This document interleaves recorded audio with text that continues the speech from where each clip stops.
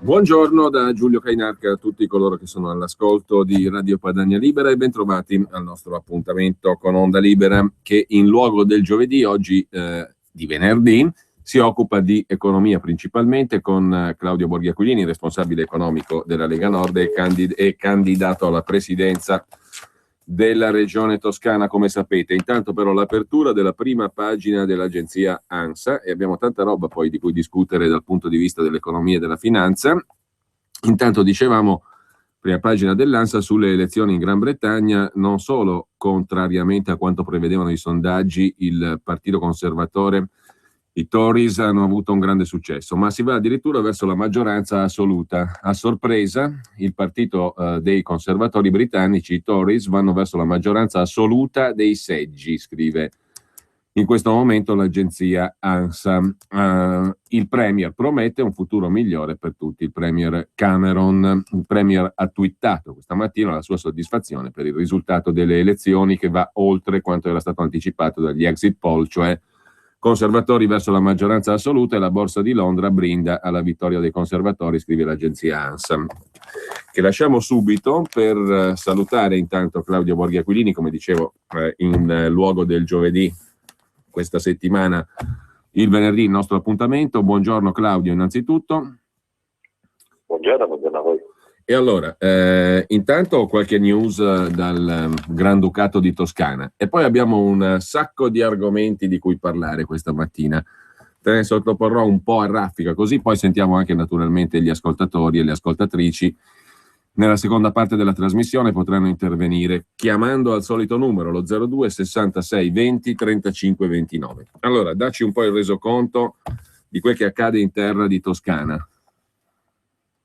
Dunque, in questo momento sono in quel di Grosseto, in attesa di partire per andare a imbarcarmi per l'isola d'Elba, dove oggi farò un giro insieme con gli alleati di Fratelli d'Italia e Giorgia Meloni, perché tanto Salvini in primo luogo, ma anche tutto sommato Giorgia Meloni, gli unici leader nazionali che hanno ben pensato di farsi vedere da queste parti, no?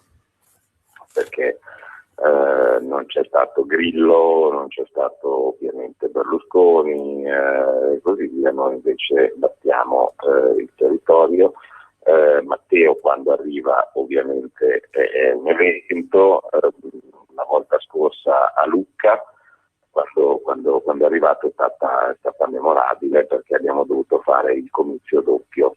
Vale a dire, pur avendo preso una sala conferenze da 500 persone, era tutta piena dentro e fuori c'erano altre centinaia di persone che ovviamente erano arrabbiate perché non potevano entrare. Allora abbiamo dovuto inventarci il comizio doppio, vale a dire, mentre Matteo parlava nella sala giù, io parlavo a quelli sopra e viceversa, con i piedi su una sedia per quelli rimasti fuori. Insomma, sono tutti abbastanza stupiti, perché insomma un entusiasmo del genere per la politica in generale qua non si vedeva da secoli, ma soprattutto insomma in Toscana sono scioccati del fatto che ci sia qualcuno che oggi alzare la testa rispetto alla consegna del partito, che si deve ignorare tutti. Se per caso qualcuno va a sentire qualcosa di qualche altro partito, ne lo si segna dito. Invece, non so, come quando ci sono quelle rivoluzioni, no? Dove c'è uno, no, prima c'era uno che aveva tipo Hunger Games. Cioè, prima nel momento in cui se uno alzava il dito veniva portato via, no? Invece quando adesso si alzano tutti assieme, quindi non possono contrastare.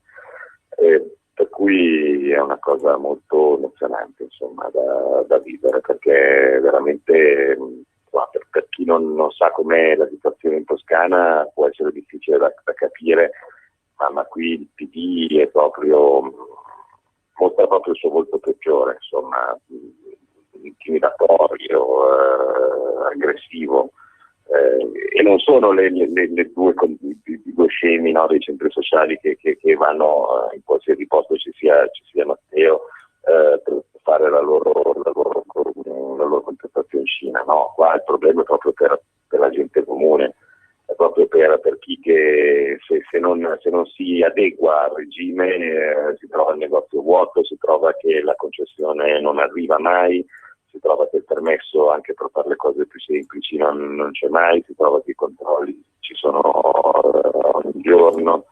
È proprio uno strumento di pressione e controllo e di costrizione della gente molto sgradevole, insomma, il comportamento del PD qui in Toscana. Ecco, a proposito incredibilmente stiamo... No, prego Claudio. Vai. No, stavo dicendo, a proposito di PD... No, concludi pure, poi ti volevo fare una domanda che riguarda proprio il vertice del PD, cioè il presidente Rossi.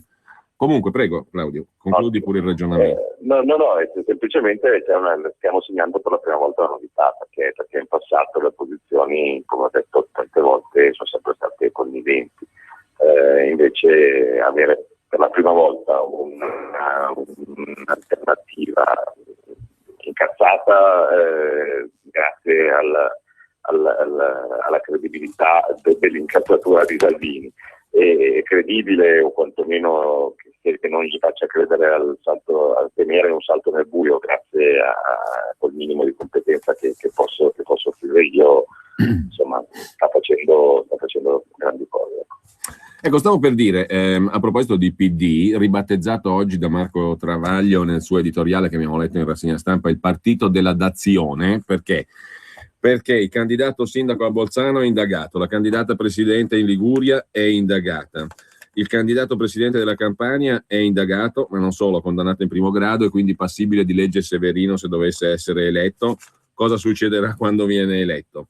Il candidato ripresentato in Toscana, Rossi, è indagato pure lui. La vicenda è quella del maxi buco da 400 milioni della SL di Massa Carrara, se non ho capito male. C'è una trasmigrazione di ceti politici incredibili in Campania e in Puglia, quello è un fenomeno tipico di certe regioni meridionali, dalla destra verso il Partito Democratico, che imbarca un po' di tutto e ha anche viceministri e sottosegretari indagati, da Bubico a Del Basso De Caro, Barracciu, De Filippo, Faraone, Castiglione.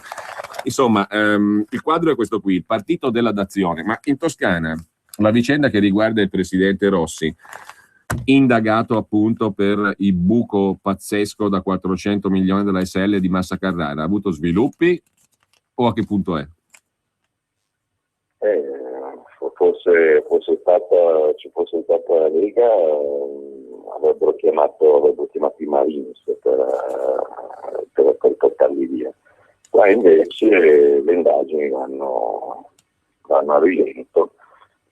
Però non è tanto una questione.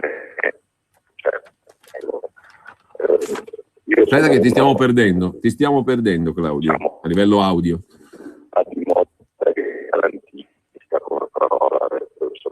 Ho idea che nel grossetano le linee telefoniche non funzionano molto bene. Chiedo alla regia, se Claudio non ci sente, di richiamare, perché abbiamo qualche problema a livello audio. Per cui o richiamiamo o riusciamo a metterci in un collegamento un pochino più stabile. Ecco, Eccoci. Adesso meglio? Sì, adesso molto meglio. Grazie Claudio. Ok, bene, scusate. Vedi, io sono anche, se la parola mi dà un po' di io sono garantista. Sono del parere che il fatto che uno sia indagato vuol dire veramente poco, però ci sono determinate situazioni dove c'è una responsabilità politica che diventa immediata, che non c'entra con l'indagine, cioè non è che io devo aspettare la sentenza fra 10 anni per capire che c'è qualcosa che non va, se io faccio un buco da 450 milioni in una ASL, di cui io ho responsabilità politica diretta, perché sono stato, come nel caso del presidente Rossi, prima assessore alla sanità per 2 volte consecutive e poi presidente della regione. Quindi se avendo io responsabilità politica della gestione della cosa pubblica e mi si apre una voragine di questo tipo, indipendentemente da quello che possa aver rubato io, indipendentemente da qualsiasi tipo di sentenza che possa arrivare, secondo me la responsabilità politica già dovrebbe essere sufficiente per suggerire e farsi da parte. Non so, ci sono delle cose che vanno al contrario. Vi ricordate il famoso Rolex del figlio del ministro Lupi, no? Ecco, nel quel caso il ministro Lupi non mi risulta che fosse, non so se lo sia stato nel frattempo, ma non credo, nemmeno indagato, no? Però a un certo punto sono arrivate delle forti pressioni da parte di Renzi per dire ma qui c'è una responsabilità in ogni caso politica, no? Un'opportunità politica e che quindi è giusto se il ministro si fa da parte, no? Perché se così non fosse l'avrebbe difeso. La Toscana è il mondo delle cose contrarie, invece, dove invece sembra a titolo di merito avere delle responsabilità politiche, perché nella terra dove appunto ci sono, perché uno dice 450 milioni e poi gli passa via, no? Come concetto. Bene, l'indagine a cui fa riferimento, per esempio la Paita in Liguria, quella per il disastro dell'alluvione, ecco, se io non ricordo male, i costi e i danni originati dall'alluvione a Genova furono 300 milioni. Ecco, quindi una ASL periferica riescono a fare più danni rispetto all'alluvione a Genova. A proposito di milioni, con modalità irritanti, perché ricordiamo che questi soldi vennero spesi per Rolex, auto, cani di razza, allevamenti di cavalli e cose di questo tipo. Oppure nessuno, si prende sempre 2 o 3 mezze figure, si dice che era colpa loro e ci si rifiuta di accettare qualsiasi tipo di responsabilità politica. Che poi insomma Massa Carrara è una provincia con quanti abitanti? Stiamo parlando di miliardi. La Banca Etruria. Claudio. Caria Reggio, bravo, Antetutus con ogni... No, qua c'è qualcosa che non funziona a livello telefonico. Va e viene la comunicazione, io non so, regia, proviamo a richiamare, facciamo una cosa così. Però purtroppo noi abbiamo ogni tanto dei blackout e si sente abbastanza male, per cui direi facciamo questo esperimento, in diretta naturalmente, richiamiamo e speriamo che il collegamento col grossettano sia all'altezza dell'Unione Europea, diciamo così, e dei paesi cosiddetti civili.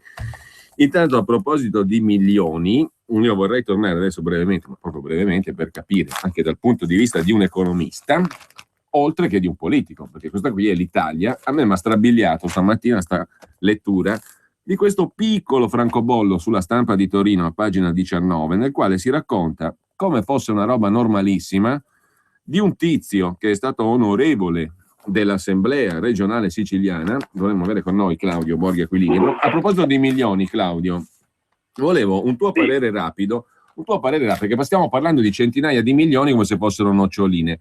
Massa Carrara, con tutto il rispetto, insomma, è una provincia, una città, un ambito di ASL che non credo che sia popolato da 20 milioni di abitanti, no? È una delle province più piccole della Toscana. Tra l'altro. E quindi un buco da 450 milioni è una roba enorme. Bene, stamattina però io sono rimasto strabiliato. Per me è un piccolo segno di che cos'è sto paese. Alla lettura di un francobollo, perché quella è la dimensione dell'articolo, sulla Stampa, a pagina 19, laddove si racconta, come se fosse una cosa normalissima, di un tizio, un certo Giuseppe Acanto, onorevole dell'Assemblea regionale siciliana, ex deputato siciliano, il quale si è visto sequestrare un patrimonio di 800 milioni di euro. Li avrebbe praticamente accumulati con la connivenza di Cosa Nostra, della mafia, grazie a un patto con la famiglia mafiosa di Villa Abate. Allora, a me mi sembra una cosa dell'altro mondo che questa notizia qui sia confinata a pagina 19 in un francobollo, perché 800 milioni di euro, praticamente il doppio del buco di cui parlavamo prima, è stato sequestrato un illustre sconosciuto, un Carneade, ex deputato dell'Assemblea regionale siciliana. Allora io mi domando, scusami, ma se in Toscana, in Emilia, nel Veneto, in Lombardia o in Piemonte, a qualsiasi consigliere regionale avessero sequestrato 800 milioni di euro, cosa sarebbe successo secondo te? No, beh, ma non è possibile, dai, 800 milioni... No, scusami, 800 milioni di euro non è un errore. 800 milioni di euro. Sì, ma cioè, adesso va bene tutto, ma 800 milioni di euro, cos'è? Ci facciamo la finanziaria, insomma, con quelle cose. So, no, ma sono senza parole. Pagina 19. 800 milioni di euro, ma sarà 8 milioni, dai, su, non può essere 800. Insomma, 25 società, immobili e compagnia bella, 800 milioni di euro. Cioè, ma siamo messi veramente male adesso. Io sono sempre stato un fautore di avere delle pene commisurate al fatto. No, perché... non è un errore. Giornale di Sicilia lo conferma, non è un errore del francobollo. No, benissimo. Cioè, il Giornale di Sicilia lo conferma, 800 milioni di euro. Al commercialista ed ex deputato Giuseppe Acanto. Beh, buone notizie per lo Stato, perché significa che andiamo su con le entrate. Però veramente io penso che... No, scusami, se al consigliere, che ne so io, al consigliere Claudio Borghi Aquilini, consigliere regionale della Toscana, magari presidente, avessero sequestrato 800, non dico 800, ma 8 milioni di euro. No, vabbè, ma io sono senza parole, sono senza parole davvero. La Sicilia in certi casi veramente è andata fuori controllo da molto tempo, insomma. Io quando vedo poi dopo le capriole che fanno dal punto di vista politico, no? che quando vedo che all'interno poi dopo del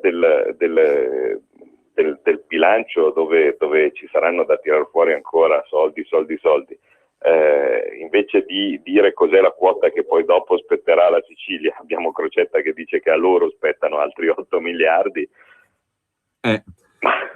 Claudio, adesso abbiamo la pubblicità, però poi dopo parliamo di una cosa importante, una cosa seria, ma che Jobs Act, ma che legge Biagi, ma che riforma del mercato del lavoro. La riforma del mercato del lavoro, quella vera, nonché il futuro prefigurabile per i cittadini italiani, l'ha firmata lo scorso 27 novembre il capo dipartimento immigrazione nonché libertà civili del Ministero dell'Interno, il prefetto, l'ineguagliabile prefetto Mario Morcone. L'ha firmata lui la vera riforma del lavoro, ma ne parliamo dopo la pubblicità. Radio Padania Libera allarga i suoi confini.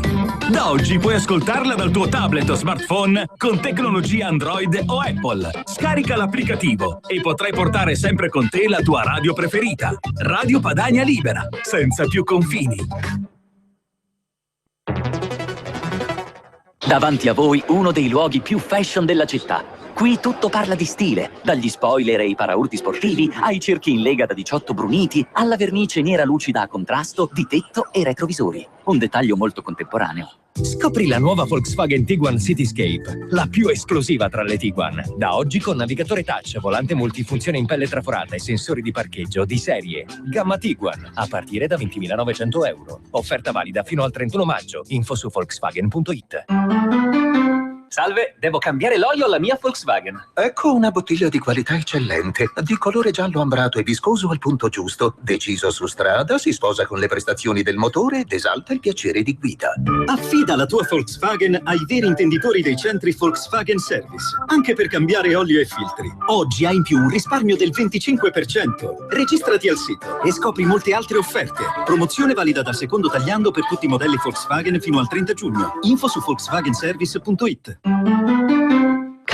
Nel paese del signor Balocco i biscotti sono così buoni che ti mandano in vacanza. Compra 2 confezioni di biscotti. Puoi vincere ogni giorno un buono e-drinks da 1.000 euro per andare in vacanza dove vuoi. Regolamento sul sito balocco.it. Fate i buoni. Per la tua pubblicità su Radio Padania Libera, chiama il numero 02 66 23 44 22. La vera riforma del mercato del lavoro, e presumo Adesso si inizia con i migranti e gli aspiranti profughi, ma non è, credo, da escludere che possa essere applicata anche ai cittadini italiani. L'ha firmata, dicevamo, il prefetto Mario Morcone, capo dipartimento dell'immigrazione al Ministero dell'Interno. Circolare del 27 novembre scorso, fatta arrivare recentemente agli enti locali, ai comuni. Il tema è come valorizzare la presenza di richiedenti asilo in attesa di risposta in Italia.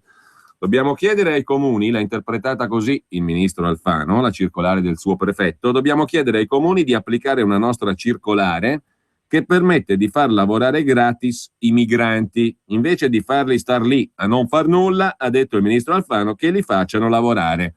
Per la verità, la circolare del prefetto Morcone è stata estesa dal ministro Alfano perché si riferiva ai protocolli di intesa che il ministero consiglia di firmare agli enti locali per superare la condizione di passività dei migranti ospitati, recita il testo della circolare, attraverso l'individuazione di attività di volontariato, che secondo me non è lavoro, per cui il ministro dell'Interno Alfano ha esteso dal concetto di volontariato al facciamoli lavorare gratis, lo ha detto lui. Il ministro Alfano probabilmente non ha letto la circolare del prefetto Morcone, ma la cosa divertente, Claudio, è che il ministro Alfano ha fatto questo addebito a Salvini. Il fuoricorso Salvini, ha detto Alfano, è un ignorantone, Salvini, nel senso etimologico, ignora moltissimo e tra ciò ignora il contenuto della circolare. Almeno la legga prima di parlare, dice il ministro Alfano, che in realtà si è rivolto a Salvini, ma doveva rivolgersi a se stesso, perché la circolare del prefetto Morcone parla di volontariato. Lui, Alfano, ha parlato di lavoro. Facciamoli lavorare gratis. Sul concetto è d'accordo la Caritas italiana, che ricorda che a Bergamo è già stata sperimentata questa circolare subito dopo novembre scorso per spalare la neve e poi per mantenere i giardini. I profughi o aspiranti tali, per essere più corretti, sono stati utilizzati a Bergamo a queste finalità. Dice sì anche Monsignor Perego, che è il direttore della Fondazione Migrantes della CEI. Dice no il presidente delle ACLI, il quale dice speriamo che si tratti di una boutade elettorale, altrimenti è un'affermazione gravissima, perché non si possono saltare le norme che regolano il lavoro, dice il presidente delle ACLI, Gianni Bottalico. Commentino, perché i fatti sono questi qui. Con Alfano che rimprovera a Salvini quello che non ha fatto lui, cioè di leggersi la circolare. Insomma, facciamoli lavorare gratis, però è un'evoluzione interessante, altro che Jobs Act. Sarà questa qua la riforma del mercato del lavoro, Claudio?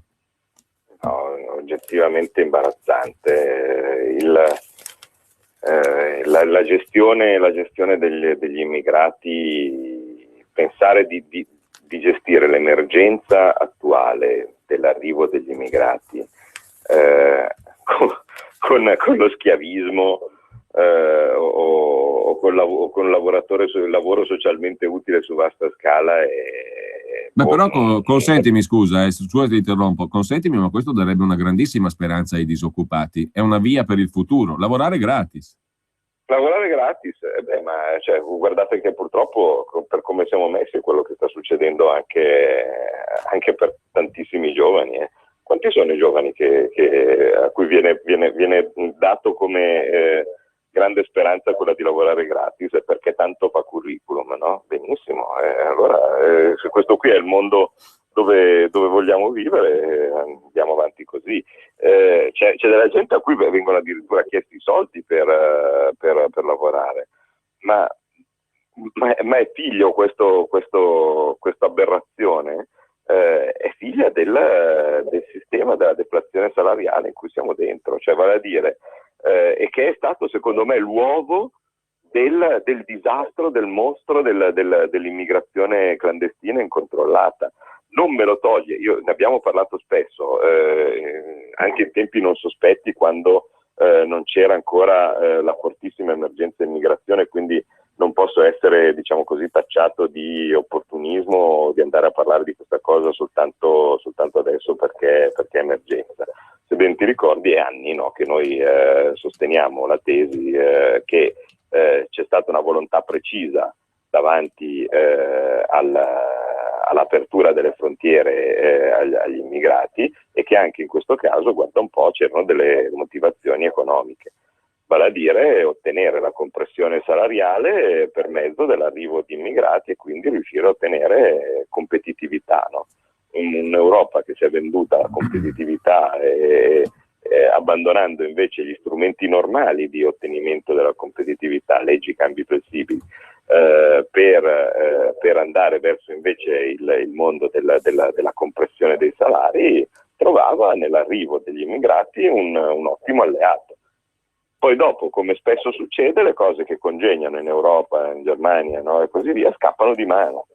Non si pensa che se si apre un po' la porta poi potrebbe esserci delle reazioni incontrollate da parte di una folla che in quella porta ci vuole passare.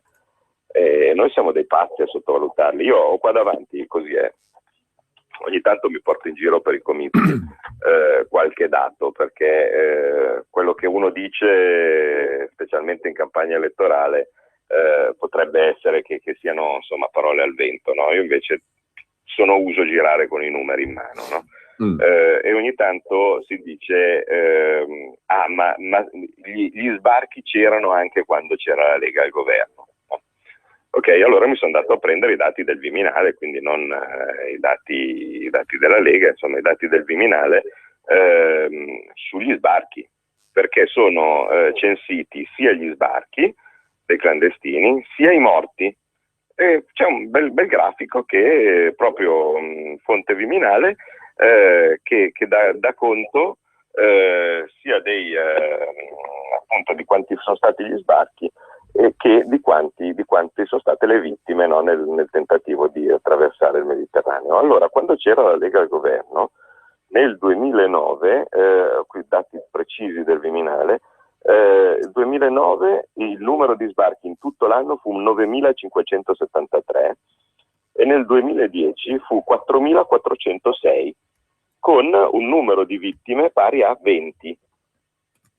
Ora, se ieri ne sono sbarcati 6.000, a fronte di 4.406 sbarcati in tutto l'anno quando c'era Maroni ministro dell'interno e la Lega che partecipava al governo per quella quota lì, perché ricordiamo che la Lega, avendo il 4% in passato e così via, poteva soltanto occuparsi di piccoli settori dell'attività di governo. Insomma, non c'era il ministro dell'economia piuttosto che dello sviluppo economico o similari, però avevamo il ministero dell'interno che di questo si occupava.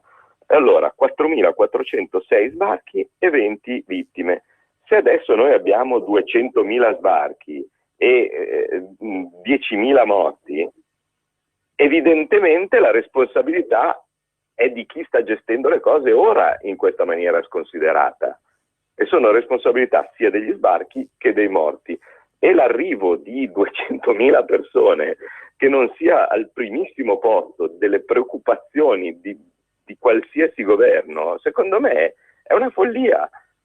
È una follia perché non siamo in grado di controllare i 4 teppisti in piazza a Milano, ma la volta che 200.000 persone arrivate poi dopo ritengono di essere trattati male, oppure che non hanno niente da perdere, oppure che semplicemente decidono di coalizzarsi, siamo veramente in serio pericolo. Cioè rischiamo di aver aperto le porte a un esercito straniero. E poi una volta che ce l'abbiamo dentro i confini, che facciamo? Cioè, quando noi diciamo che deve essere fermato subito, adesso, tutto, è una cosa di semplice buonsenso. È un pazzo che dice che è razzismo, che è xenofobia, ma no, ma ci va il prefetto Morcone e gli dice: adesso lavorate gratis, così ci fate un favore. Gli risolviamo tutto così, no? Cioè li prendiamo e poi dopo li mettiamo a lavorare gratis. Cioè adesso, ma sei sicuro che non si chiamasse Faraone questo qui invece che Morcone? No, dopo te lo faccio ascoltare, poi vedi tu se è un faraone. Perché l'ultima volta che avevo sentito uno che diceva prendiamo la gente e li facciamo lavorare gratis e così via, era il Faraone. Per le piramidi, sì. Per costruire le piramidi. Facciamo le piramidi comunque in Campania ad onore del prefetto Morcone. Le piramidi a Napoli. La piramide di Napoli, siamo a posto, poi almeno rientriamo col turismo. Comunque, a te che piacciono queste cose, vorrei ricordarti un altro fogliettino con cui giro in questi giorni qua in campagna elettorale, che è quello relativo al completamento della tabella OCSE risultati della crescita del 2014 in tutti i paesi del mondo, no? Come siamo messi?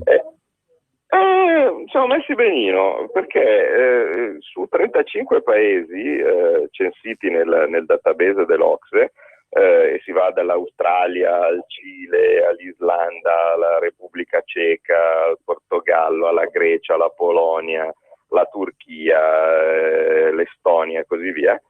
Ecco, 35 paesi, ce n'è uno che svetta. L'ultimo su tutto il mondo è un paese che ha un fanfarone di Firenze al governo. Quindi abbiamo ottenuto questo enorme e brillante risultato di essere l'ultimo paese al mondo per crescita. No, ma c'è anche qui c'è un rimedio, Claudio, basta non parlarne, quello che fa Renzi. E certo, basta tacere, ma infatti, cioè, se tu sei, non so se notiamo la meraviglia, no? Noi siamo un paese che si trova a essere l'ultimo al mondo, cioè in recessione e ultimo paese al mondo per crescita economica. Abbiamo un'invasione di 200.000 persone ai confini, e però dobbiamo dedicarci al Job Act, dobbiamo dedicarci all'Italicum del Senato, all'Italicum, alla legge elettorale, ai vitalizi, no? Perché dobbiamo discutere se per caso il vitalizio del condannato, no? Perché cioè, sul vitalizio bisognerebbe aprire un altro discorso e poi magari lo facciamo, perché sul vitalizio è divertente. Poi il vitalizio magari non viene dato a chi ha fatto determinati reati, e non voglio entrare nella casistica, però bisogna restituirgli tutti i contributi. Fra l'altro. Quindi no, ma il vitalizio del condannato poi è una cosa veramente ridicola, perché se io voglio essere contro il vitalizio, cosa che tutto sommato per me io sono d'accordo, perché uno dovrebbe semplicemente, in un mondo in cui si decide giustamente che tutti vanno col sistema contributivo, tu hai pagato tot contributi, ricevi la tua pensione esattamente come gli altri, e i contributi che hai pagato nel momento in cui facevi il parlamentare o qualche altra cosa ti vanno come se fosse il tuo reddito normale, no? Invece, ma a parte che non ho capito perché dopo 5 anni, perché al cittadino comune gliene servono 40 o più, a questi qua 5. Infatti, perché è un vitalizio, infatti, quindi deve essere ovviamente cancellato il vitalizio, ma per tutti. Invece, vedete come sono astuti, ti dicono: io cancello il vitalizio per i condannati, no? Che è una stronzata, no? Ovviamente, e dall'altra parte, quindi significa che implicitamente ammetto che il vitalizio va bene per tutti gli altri. Beh, no? Ovvio. Così, con la gente che applaude, invece di fare sono stati esclusi, Claudio, coloro che sono stati condannati per abuso d'ufficio, perché ci sono tanti del PD in quella condizione lì. Una vergogna, veramente. Comunque, il fatto che uno dice, cioè, se uno volesse minimamente essere sensato, dice: abolisco i vitalizi tutti. No? E infatti mi risulta che ci sia una proposta di legge della Lega in tal proposito, no? Invece no, allora io mi invento la roba che tolgo i vitalizi ai condannati, così facendo lo confermo per gli altri, quindi Fini si fregherà le mani. Vabbè, insomma, questa è la situazione. Comunque, fatto sta che le emergenze in questo caso mi sembra che devono essere tipicamente questi due qua: emergenza economica e emergenza immigrazione. Se noi risolvessimo questi due punti, tutto il resto si andrebbe sul velluto. Io comunque sempre così, perché mi piace andare a guardare le tabelle, mi sono preso quella tabella dell'Ocse per tutti gli anni precedenti. Ci credete che dal 2009, cioè fino a quando peggio che dal 2009, perché forse dal 2009, dal 1990, guarda, io sono riuscito ad andare a riprendermi indietro le tabelle fino al 1990 e non c'è mai stato un anno in cui l'Italia era in recessione e ultima al mondo.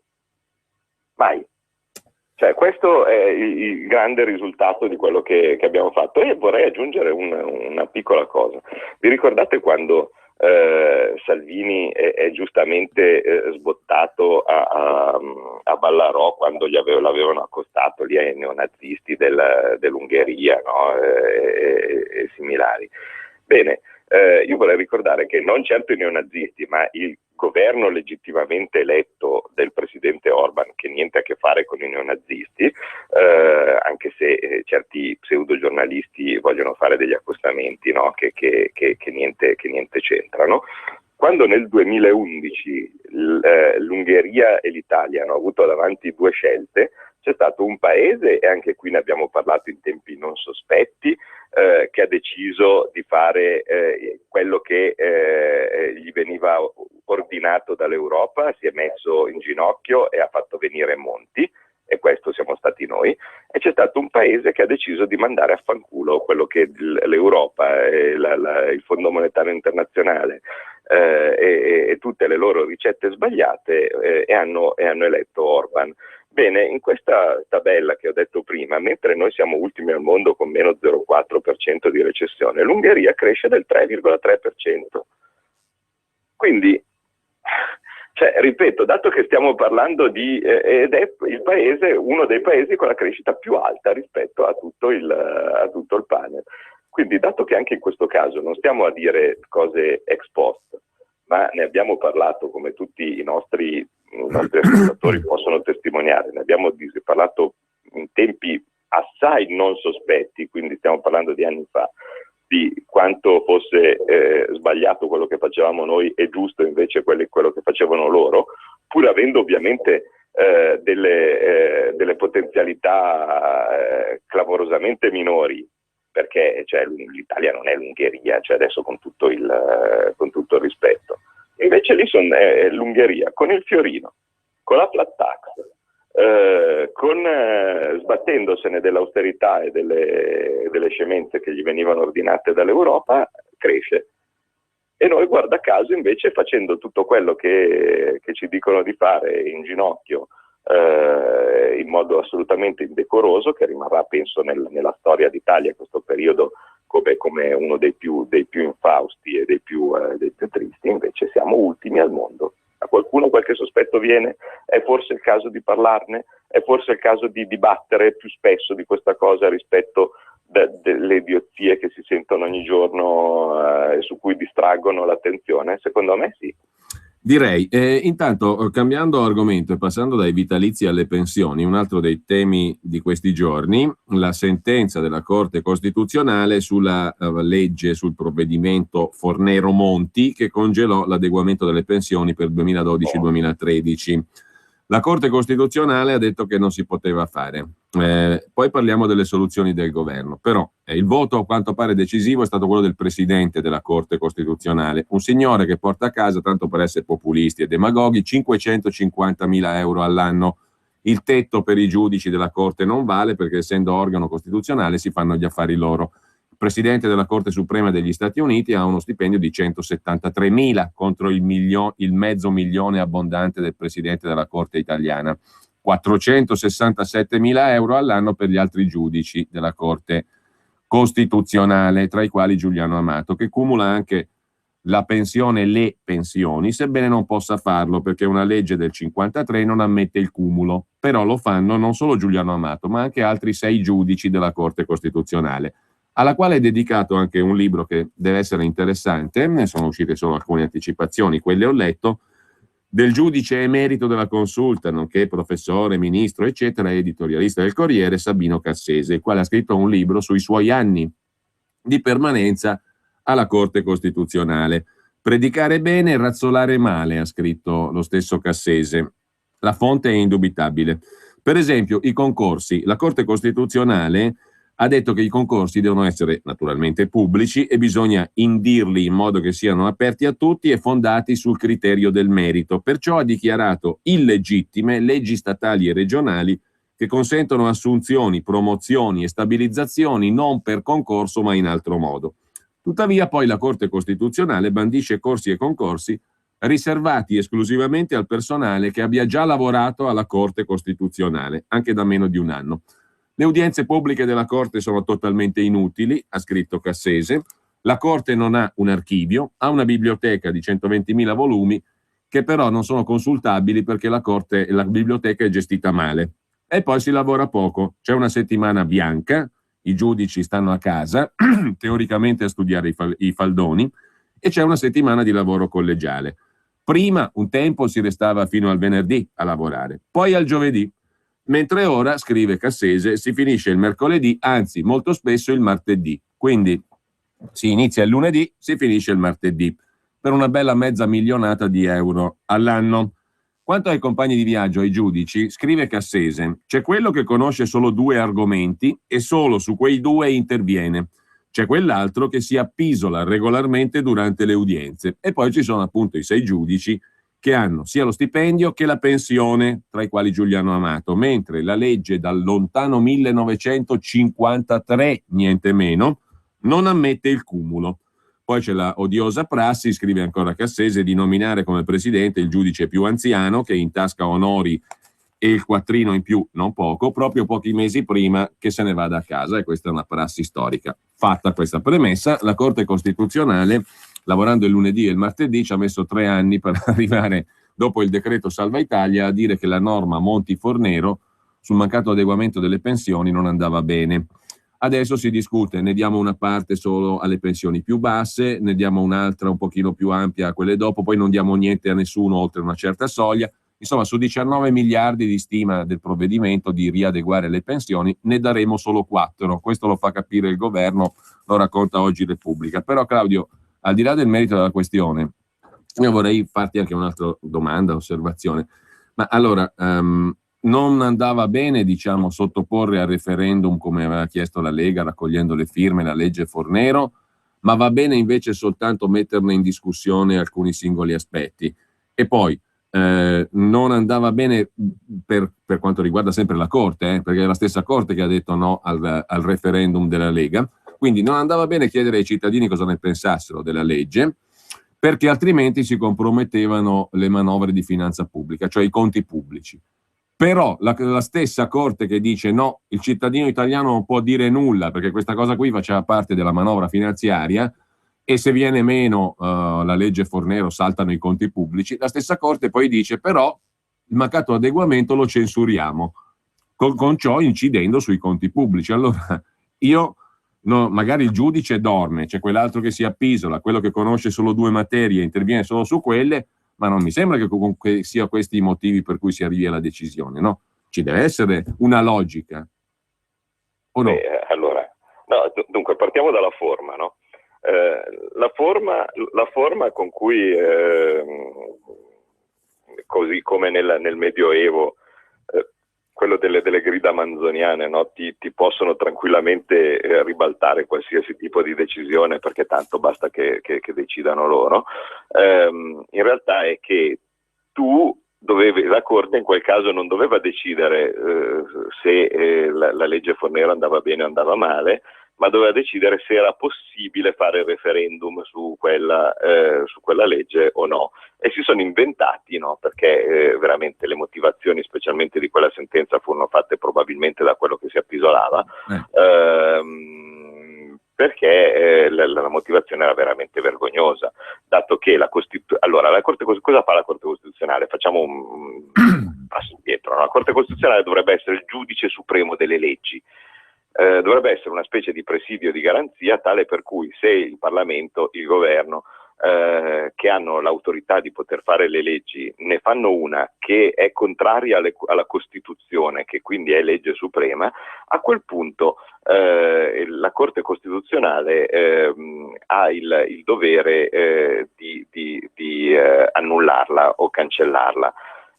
La cosa importante è che non agisce di sua iniziativa, cioè non è che tutte le leggi passano anche alla Corte Costituzionale per controllare, no, cioè ci possono tranquillamente essere delle leggi incostituzionali che non arriveranno mai alla Corte Costituzionale, perché in realtà ci si arriva soltanto a seguito di un processo, cioè vale a dire se qualcuno durante un processo normale non si ritiene danneggiato da una determinata legge e dice che questa legge è incostituzionale, allora il giudice la rimanda alla Corte Costituzionale per verificare se effettivamente la cosa è così o meno.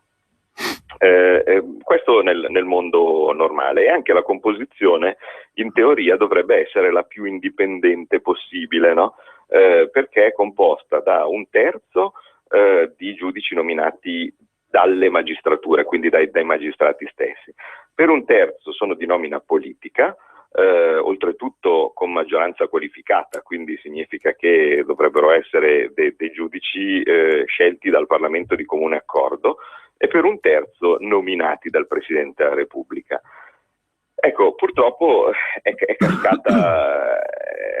cascato l'asino anche su questa composizione che i padri costituenti avevano immaginato essere equilibrata, perché in realtà noi abbiamo avuto sempre Presidenti della Repubblica di sinistra, noi abbiamo avuto dei governi di sinistra, abbiamo una magistratura che è schierata a sinistra. Il risultato, la Corte Costituzionale, da organo bilanciato che sulla carta insomma doveva essere, è diventato invece un organo politico.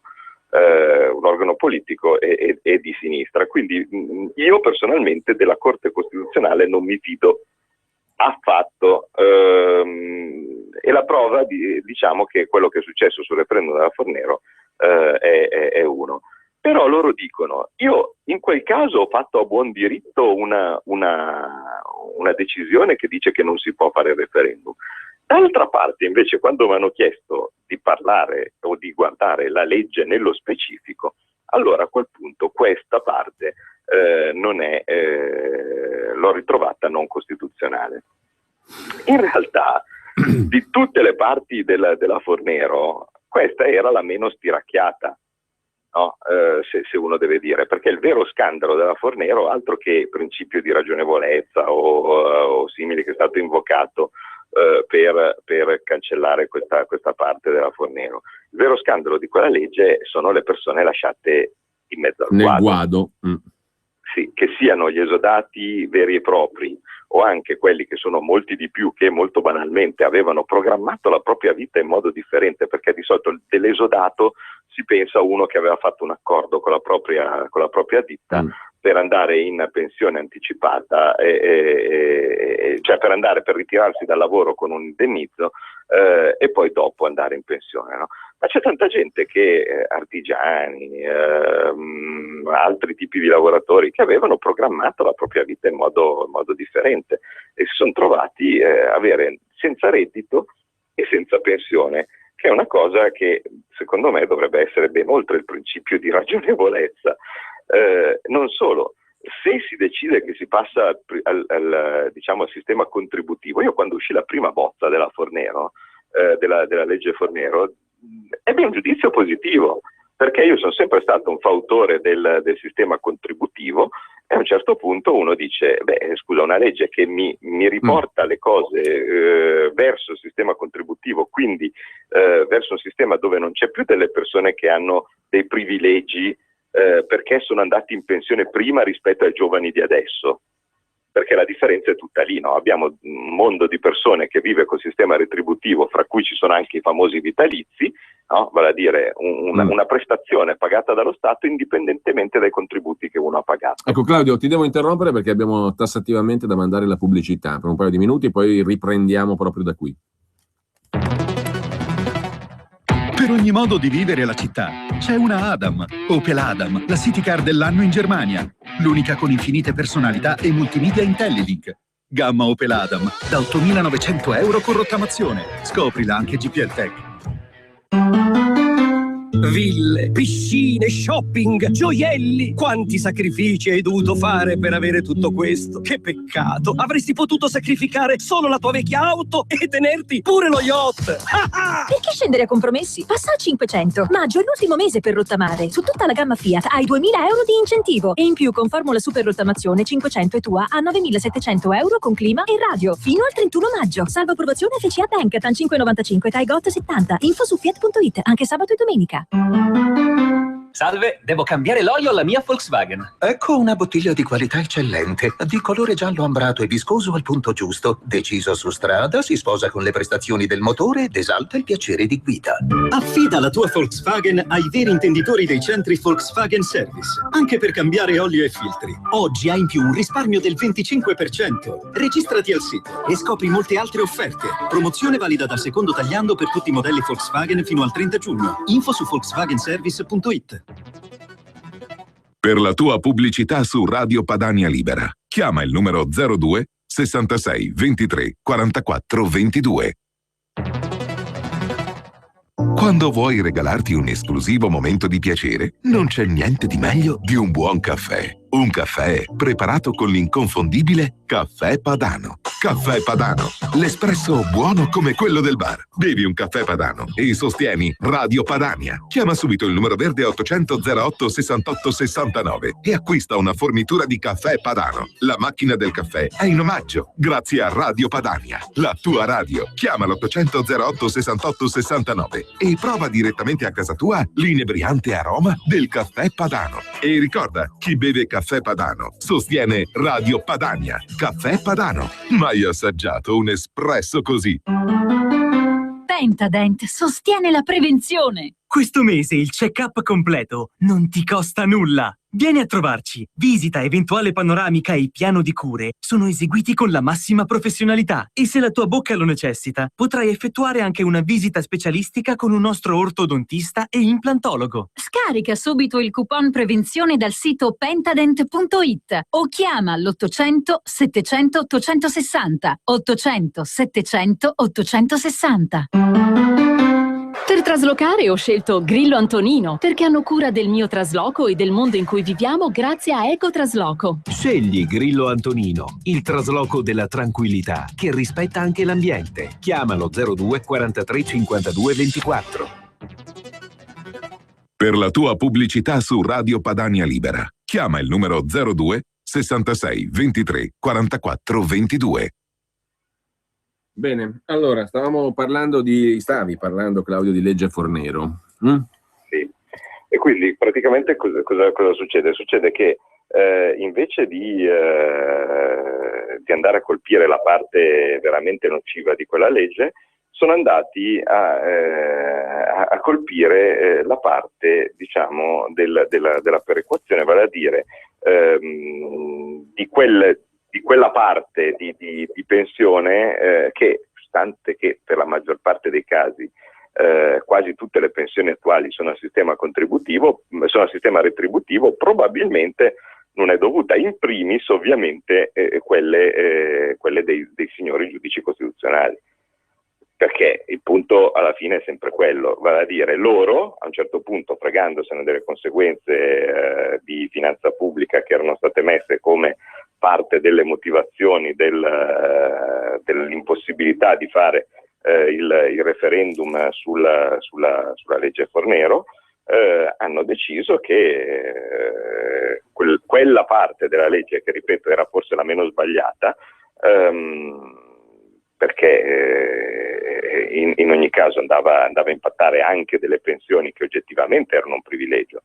In molti casi no, perché è logico che le pensioni a 1.500 euro non sono certo le pensioni dei ricconi, no? Però in tanti casi si andava a impattare su delle pensioni magari anche di 10.000 euro al mese, che sicuro non hanno dietro i contributi sufficienti per andare a pagare quella cifra lì. Questo anche a giudicare dai conti che sta facendo adesso il brillante Boeri, no? nuovo responsabile dell'INPS. Per cui, come sempre, anche in questo caso si va sull'io so io, voi non siete un cavolo. Vale a dire, non devo far parlare il popolo, io invece che sono qui in una posizione di assoluto potere posso permettermi di legiferare su cose che mi impattano direttamente e guarda caso, così è, con uno scatto di fantasia, non legifero a mio danno. E quindi io, diciamo, pensionato della Corte Costituzionale che riceverò da questa decisione qualche bel foglio da 1000, non accontentandomi dei tanti fogli da 1000 che già normalmente ricevo, ho ben pensato di bocciare questa parte qua. Nello specifico, così poi se vogliamo anche dirla tutta, io avevo anche dato da tempo e in diretta la soluzione corretta per gestire le super pensioni o le pensioni d'oro che dir si voglia. Ovviamente mai ascoltato, cosa che mi fa pensare che tutto sommato anche il PD sia un parte in combutta con questo gioco, perché sarà il quarto tentativo che fanno di tassare le pensioni d'oro e costantemente viene sempre giudicato incostituzionale. E io ho sempre detto che sarebbe stato così, perché effettivamente lo fanno in una maniera sbagliata. Anche in questo caso siamo sul vedi che avevo ragione, però non ci posso fare niente, avevo ragione, e quindi cioè, a Roma dicono stacce. Il punto che io ho sempre detto, se si vogliono andare a curare gli scandali delle pensioni d'oro, è molto banale: non bisogna prendere il valore assoluto della pensione dicendo sopra questo livello io ti mazzolo, perché giustamente loro ti dicono sempre che è incostituzionale questo sistema. Devono dire, perché altrimenti uno dovrebbe tassare anche gli altri redditi, no, sopra quel livello alla stessa maniera. Bisogna prendere cosa sono i contributi pagati da una persona e andare a tassare in modo progressivo la differenza fra i contributi versati e la pensione ricevuta. Perché se io ho un assegno mensile da 12.000 euro e ho pagato contributi per 2.000, no? Significa che io sto regalando a una persona che non è un bisognoso, sto regalando 10.000 euro al mese. E non è logico. Quindi, dato che questa differenza fra i contributi pagati e certe super pensioni, no, è quantificabile, basta semplicemente prendere questa parte e tassarla, non tassare la pensione in senso totale, globale, no? Come che poi dopo uno si prende in faccia sempre la dichiarazione di incostituzionalità. Non è vero, bisogna fare una tassa apposita sulla differenza fra quanto uno riceve e quanto uno ha pagato. Ovviamente poi dopo, se l'assegno è basso, se l'assegno o se la differenza è piccola fra questi due numeri, perché uno ha sempre pagato onestamente i suoi contributi, allora uno manterrà esattamente la pensione come adesso, magari la si può anche incrementare con i risparmi che si fanno, perché non dobbiamo, in questo momento l'ultima cosa che ci serve è pensare a far cassa con tasse maggiori.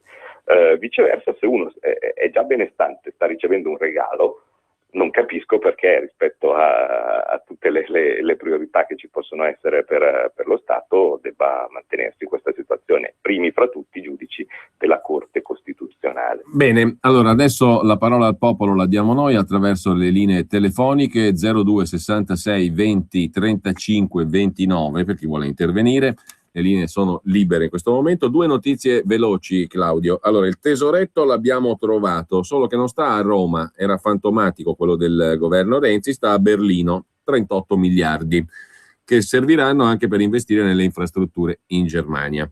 L'altra notizia invece che mi sembra interessante è che per la prima volta, in base a nuovi poteri ottenuti per la riforma del patto di stabilità, la Commissione europea ha proposto di dare una multa a una regione, non a uno Stato, la regione spagnola di Valencia, per negligenza nel calcolare la spesa sanitaria, che è un altro principio interessante.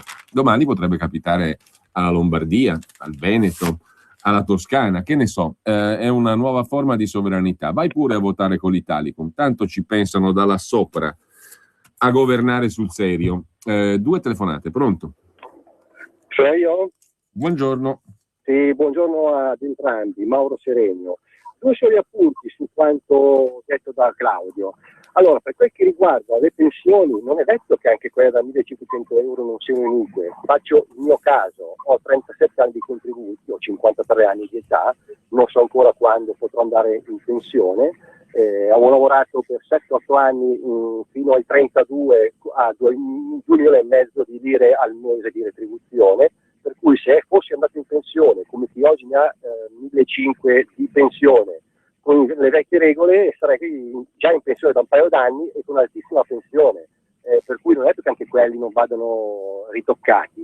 Poi altra cosa, per quel che riguarda i numeri di somministrazione durante la gestione Maroni, magari mi è sfuggito, però bisogna tenere in conto che oltre agli arrivi ci sono state le espulsioni effettive, che se non sbaglio sommavano all'incirca sulle 50.000 persone, per cui noi avevamo un saldo negativo di immigrati clandestini sul territorio di 40-50.000.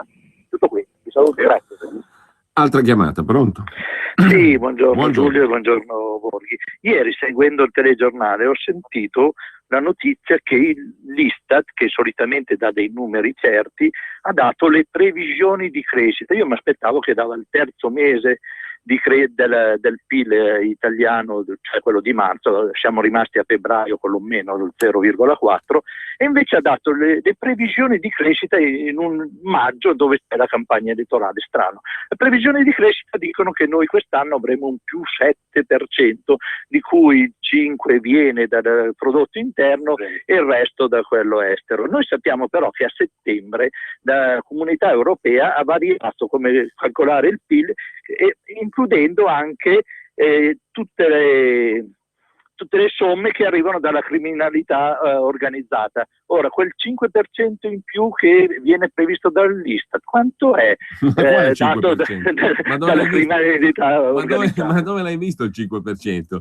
No, lo 0, scusa. Scusami. Sì, adesso parlando velocemente era lo 0,7 totale e loro dicevano che lo 0,5 arriva dal prodotto interno lordo, ossia cioè quello che viene fatto il PIL in Italia. E secondo me arriva tutto dalla criminalità, anche perché hanno fatto lo svuotacarceri con tutte le leggi, più furti, più PIL. Più PIL per tutti. Claudio. Dunque, no, allora, la revisione del PIL non dovrebbe, ripeto, sono temi scivolosi, quindi non vorrei anch'io dire perché, ma non dovrebbe centrare con questa scusa, perché in realtà vengono corretti anche i del passato, misteri degli istituti statistici, non chiedetemi come fanno, perché c'è una roba che non era rilevata prima, diventa rilevata adesso e poi dopo io la ricorreggo anche per il passato, in modo tale da non far notare delle disponibilità. A posteriori? Sì, a posteriori. Quindi io ho una mia idea su come vengono fatte queste statistiche e similari, ma la tengo per me. Comunque questo non dovrebbe impattare. Tuttavia, sempre con i miei fogliettini con cui io giro qui in campagna elettorale, io ne ho in mano uno del maggio dell'anno scorso. Allora, sì, innanzitutto è bello strano il fatto di vedere un Istat che si mette a fare le previsioni, non è mica un istituto di previsione, dovrebbe essere un istituto di statistica, no? E quindi dovrebbe registrare una cosa che è già successa, non quello che succederà. Detto questo, io mi sono preso semplicemente un bel giro con un bel titolo del 31 maggio dell'anno scorso, uno se lo può anche andare a rivedere perché fu ripreso da tanti giornali, in cui il ministro Padoan, che guarda caso è lo stesso che abbiamo ancora oggi come ministro dell'economia, ospite a Trento al Festival dell'Economia, diceva adesso non cambiamo le previsioni di crescita del 2014, l'esecutivo prevede per quest'anno una crescita del PIL dello 0,8%. Quindi al 31 maggio dell'anno scorso le previsioni per il 2014 davano una crescita dello 0,8%. Il risultato finale, come abbiamo visto all'inizio della tabella che ci dava la medaglia di faccia di bronzo dell'ultimo paese al mondo, in realtà è stata una recessione dello 0,4%. Per cui il gioco è sempre quello, ogni anno si parte dicendo che quest'anno ci sarà la crescita, che le previsioni sono buone, che va bene, poi dopo a consuntivo invece c'è sempre la solita pizza di fango. In uno paese normale bisognerebbe fare in modo che continua a sbagliare e poi dopo paghi. Invece no, non paga mai, si pronti per l'altro giro dell'anno dopo, no, dove ci diranno che invece che le aspettative sono dello 0,8, dello 0,7 e così via. Intanto 14 trimestri di fila di recessione. 2 telefonate ancora, 02 66 20 35 29, pronto? Sì, buongiorno, Osvaldo da Brescia. Buongiorno. Un saluto a tutti. Volevo sapere dal signor Mr. Claudio Borghi, qualche giorno fa, 2 o 3 giorni fa, ho sentito un'intervista del dottor Passera, il quale diceva e faceva presente ripetutamente che il blocco delle pensioni era dovuto a quel momento storico, in quanto l'Italia era definita decisamente in crisi, per cui hanno dovuto bloccare le pensioni per salvarle. Io ho i miei dubbi, perché noi sappiamo che quel momento storico è stato creato apposta con lo spread al 500, gli interessi sul debito pubblico al 7%. E il dottor Passera proprio giustificava il blocco del pensione per questo motivo. Volevo sapere un vostro pensiero, grazie. L'altra telefonata, pronto? Buongiorno Giuseppe. Buongiorno. 2 domande semplici. Allora, la prima è: ma sappiamo noi quanti milioni di africani potrebbero venire in Italia vivendo in albergo a lavorare 2-3 ore al giorno gratis? Cioè, questa è la prima. La seconda è una domanda molto tecnica. Allora, io giro per le piccole e medie imprese e vedo centinaia e centinaia, migliaia di stranieri che lavorano nelle aziende agricole, prendono 1.000 euro, 1.500 euro al mese e li portano sistematicamente in India. In Val di Non, ad esempio in Trentino, hanno chiuso delle fabbriche, gente in cassa integrazione da 3, 4, 5 anni, e poi per la raccolta delle mele arrivano polacchi, arrivano macedoni. Allora la mia domanda è: ma lo Stato deve incentivare, obbligare gli imprenditori ad assumere gli italiani?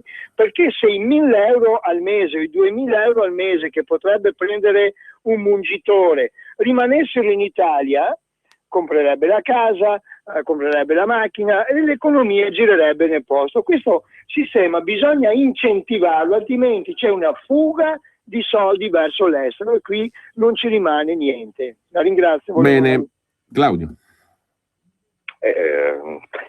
Come sempre i nostri ascoltatori hanno buon senso. Viene difficilmente registrato dalle statistiche, anche se in teoria c'è una voce apposita che poi dopo arriva su quello che si chiama conto corrente dello Stato, il saldo fra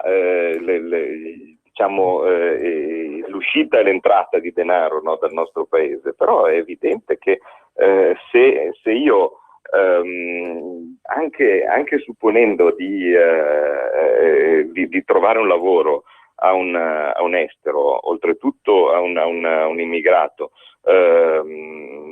e mi va bene che sia anche se svedese, cioè attenzione, non è che anche qui sto parlando di questioni razziste o similari, cioè un lavoratore non italiano che viene a lavorare qui e probabilmente lo farà a un salario inferiore rispetto a quello che l'equilibrio di mercato indicava, perché se c'è disoccupazione significa che se arriva un nuovo lavoratore entrante, questo può riuscire a trovare lavoro soltanto ad un salario inferiore rispetto a quello che era l'equilibrio di mercato prima del suo arrivo, no?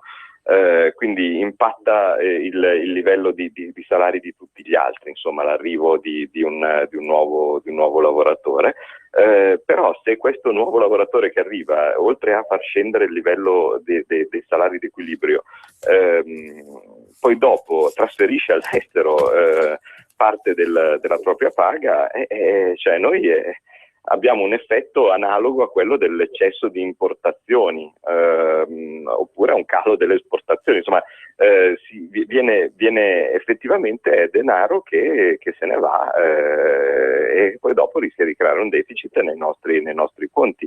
Uno dei casi particolarmente eclatanti qui in Toscana, per esempio, ce l'abbiamo a Prato. Cioè a Prato, dove ci sono centinaia di migliaia di cinesi che si sono trasferiti qui per portare la loro produzione, facendo partire le loro imprese con capitali in arrivo dalla madre patria, ecco, mettiamola così, e di origine tutt'altro che chiara. E poi dopo, una volta fatta partire l'azienda, quindi senza bisogno di passare per i prestiti delle banche che non arrivano, come invece succede a un imprenditore locale, con delle regole che non esistono, come invece hanno gli imprenditori locali, poi dopo cominciano a vendere i loro prodotti, ecco che i profitti poi dopo prendono la via dell'estero, e mi dicono persone che lavorano in banca Prato da me interpellate che non abbiamo idea di quanti sono le cifre che vengono poi dopo trasferite costantemente all'estero, per cui una delle prime cose da fare sarebbe mettere un bel controllo su questi denari che vengono trasferiti all'estero prima di andare a controllare i lavoratori italiani, perché i controlli si possono fare sia facendo i blitz nelle fabbriche, ma tanto sappiamo benissimo che hanno un sistema di staffette e di avvisi che è di un'efficienza paurosa. Dall'altra parte non si può scappare più di tanto con i soldi, cominciamo a controllare quelli, o obblighiamo i cinesi o in generale immigrati o similari a pagare con moneta elettronica. Così almeno quelli li controlliamo. Bene, le ultime due telefonate allo 02 66 20 35 29, pronto? Sì, pronto? Buongiorno. Salve, volevo chiedere al signor Borghi, visto che il debito pubblico aumenta, la disoccupazione aumenta, le tasse aumentano, il PIL diminuisce o non cresce e siamo indietro si parla di 10-15 anni rispetto al PIL prodotto anni fa, 2001 penso poco. Volevo chiedere a lei, è sicuro di aver trovato che non ci sia un'altra soluzione a livello fiscale per mettere a posto i conti? Io ne ho una, se lei è interessato io posso lasciare il mio numero di telefono in redazione e magari ci facciamo una chiacchierata se le può interessare. Ma almeno ci dica l'oggetto, non tutta la proposta. Riforma del fisco. Con la riforma del fisco sistemiamo i conti pubblici e aumentiamo. Troppo generico, dobbiamo capire anche noi di cosa si tratta al volo.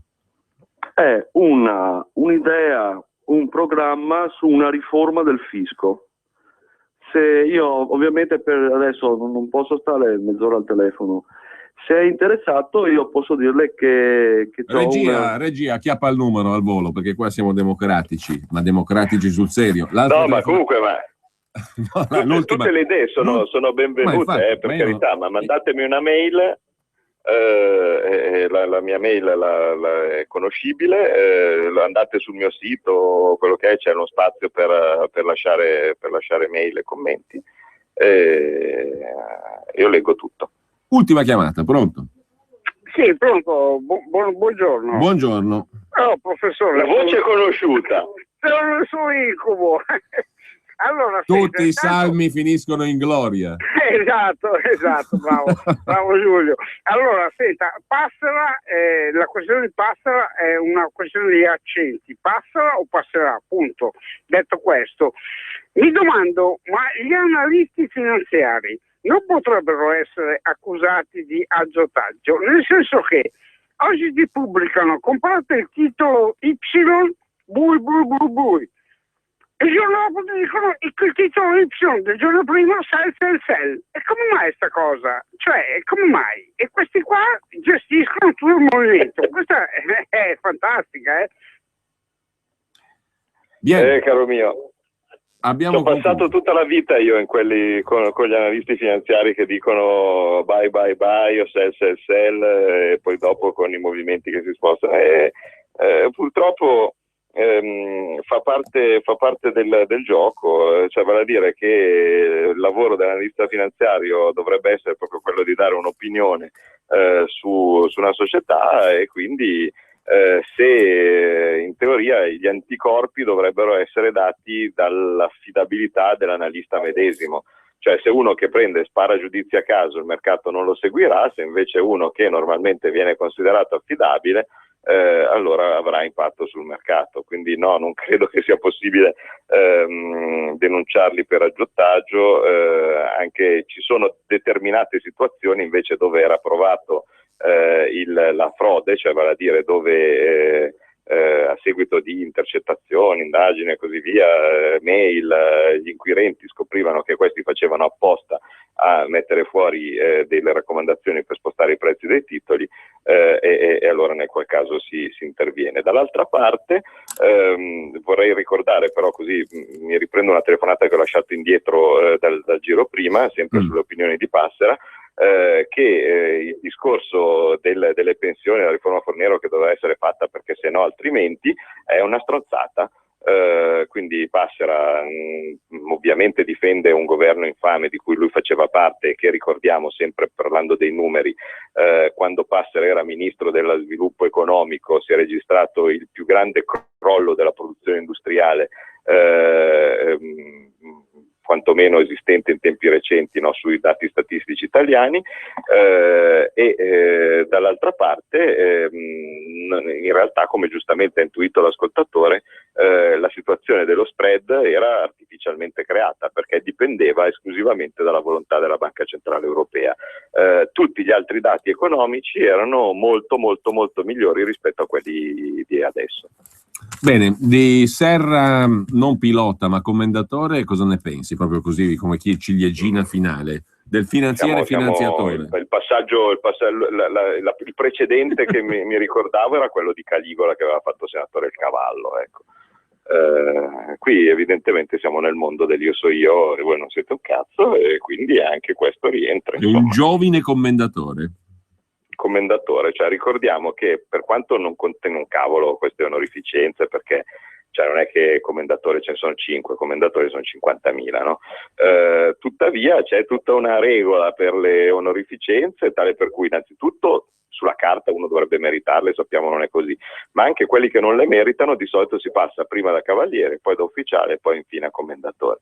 Questi, pur non essendo italiano, pur facendo teoricamente il contrario degli interessi del paese, perché era lui, non io, che speculava al ribasso sul Monte dei Paschi, no, e così via, viene promosso con due salti, direttamente commendatore.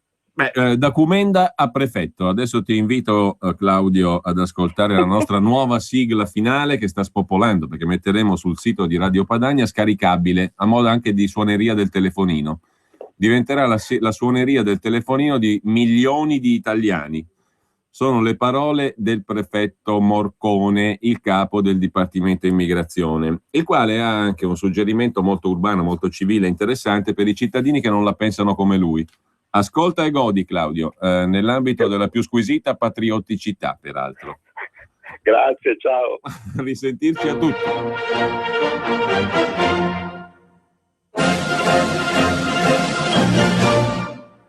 Leggo 2 messaggi per Mario Morcone. La cosa inammissibile è che con le vostre continue trasmissioni su questo argomento state cercando di fare il lavaggio del cervello agli italiani, insinuando un senso di colpa per eventi con i quali noi non abbiamo nulla a che spartire. Cercate di far sentire responsabili gli italiani per fatti non imputabili. Siete corrotti, disonesti, delinquenti, traditori. Io a un certo punto dovrò fare, me l'ha chiesto anche Morcone, un fascicolo di messaggi contro il prefetto Morcone, ma insomma poi io lo lascerò prima che vada in pensione. Aspetti, gliene leggo un altro paio.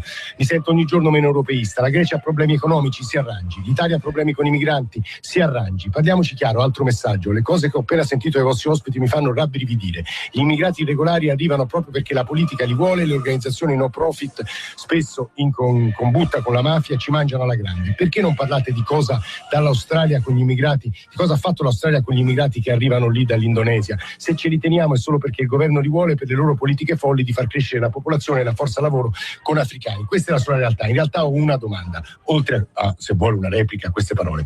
Morcone, esiste un problema di coesione sociale, cioè lei dice noi siamo 60 milioni, se non di più, 80.000 che sono pochi, e tuttavia un paese sta insieme appunto se riesce a condividere stili di vita. Allora, 2 risposte, rapidissimamente. Primo, mi riallaccio agli discorsi che sono stati fatti prima. Inghilterra, quindi Regno Unito, multiculturalismo, hanno avuto gli attentati a Londra e una serie di altri episodi. Francia, assimilazionismo, hanno avuto gli attentati a Parigi, noti a tutti dalle seconde generazioni. In Italia questo non ancora è successo. Sarà un caso o sarà un modo e una capacità di accogliere se vuoi a macchia di leopardo, ma anche con delle eccellenze e delle qualità? Io me la porrei questa domanda. La seconda risposta ai signori che hanno scritto adesso: insomma, se tu stai male con te stesso è un problema tuo, per favore vai in analisi, parlo con qualcuno, ma evidentemente stai male con te stesso e non ci posso fare niente.